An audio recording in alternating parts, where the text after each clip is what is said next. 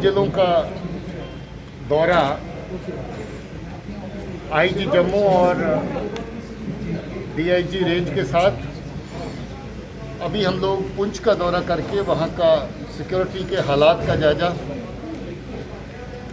Covid से related जो इंतज़ाम है और उसका स्टेटस क्या है उसका जायजा, अपनी जो बाकी फोर्सेस हमारे साथ काम कर रही हैं उनके ऑफिसर्स के साथ मिल के उनके वेलफेयर, उनके कामकाज और उनकी अगर कोई मुश्किलात हैं तो उसका जायजा, ओवरऑल हालात का जायजा और बॉर्डर की ग्रिड का जायजा पुंछ में लेकर के आ रहे हैं। अभी इस वक्त राजौरी ज़िला का दौरा शुरू हुआ है, जिसमें सबसे पहले रेंज लेवल का जो महिला पुलिस स्टेशन जहाँ पर बनाया गया उसको इनॉग्रेट किया है। इससे पहले इसी तरह का थाना, खूबसूरत बिल्डिंग, अच्छी बैठने की जगह, अच्छी काम करने की जगह, और अगर कोई मुजरम जहाँ साहिल ऐसा थाने पर आता है जिसके पास छोटे बच्चे हों, उसको रखने की सुविधा थाने के अंदर हो, एक बच्चों का प्ले रूम हो, बच्चों का स्टडी रूम हो, उसकी सुविधा। इस तरह के थाने हम लोग पहले कठुआ में बना चुके हैं, जम्मू में पहले से एग्जिस्ट कर रहा है, डोडा में बना चुके हैं, कश्मीर में बारामूला ज़िले में बना चुके हैं। ये सिलसिला जो महिला पुलिस स्टेशन का है, ये इसलिए स्पेशल तौर पे हम लोग इसको लेकर के चल रहे हैं कि जहां महिलाओं से रिलेटेड अगर कोई क्राइम हो तो उसको रिपोर्ट करने में, उसको बयान करने में कोई दिक्कत ना हो।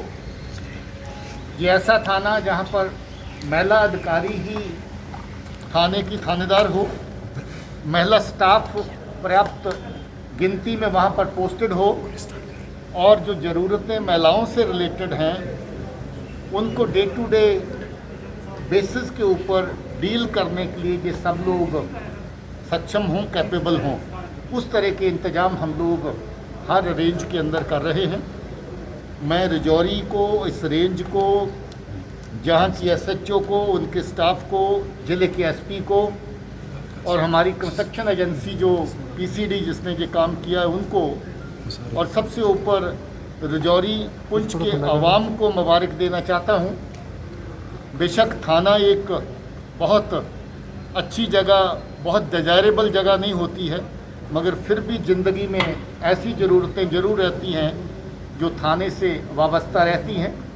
ये एक सुविधा इस पूरी रेंज के लिए जहाँ पर पैदा हुई, इसके लिए उन सबको मुबारक देता हूँ, और आप मीडिया के सब दोस्तों को भी मुबारक देता हूँ, क्योंकि आप भी सोशल इश्यूज़ को टाइम टू टाइम उठाते हैं, उभारते हैं, उनका जिक्र करते हैं। और ये एक अच्छी चीज़ जो आपके सामने जहाँ पर आज देखने को मिली है, आने वाले टाइम में महिलाओं को, जो हमारी आबादी का लगभग 50% हिस्सा है, उनको इंसाफ मिले, उनके साथ जुल्म और ज़्यादती ना हो, उसके लिए ये सुविधा जहाँ पर पैदा की गई है।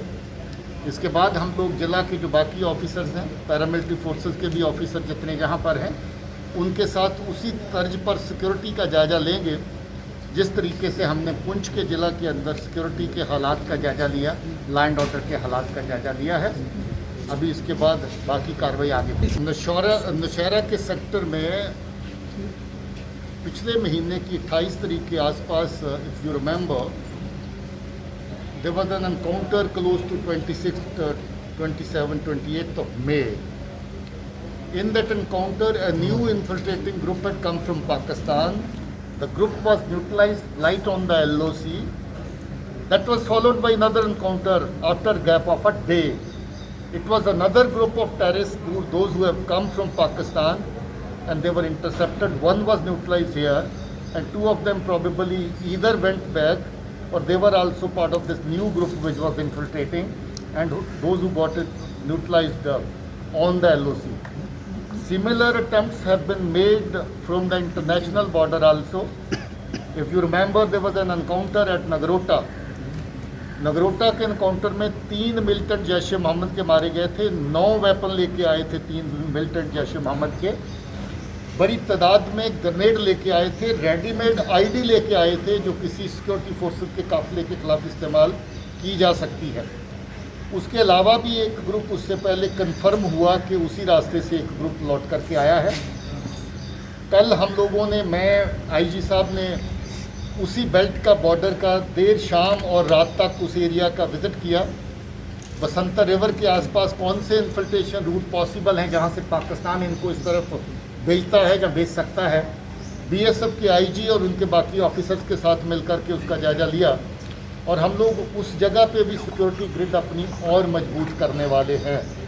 इसी तरीके से similar infiltration bids were made in Kashmir sector, ख़ास तौर पे केरन के सेक्टर में कुपवारा में, बारामूला के सेक्टर उड़ी में, गुरेज के सेक्टर को एक्टिव करने की कोशिश करी जा रही है। गुरेज और मच्छल के रास्ते को एक्टिव करने की कोशिश करी जा रही है, मगर हमारी तमाम जो बॉर्डर ग्रिड के अंदर फोर्सेस पड़ती हैं पूरी तरह सतर्क हैं।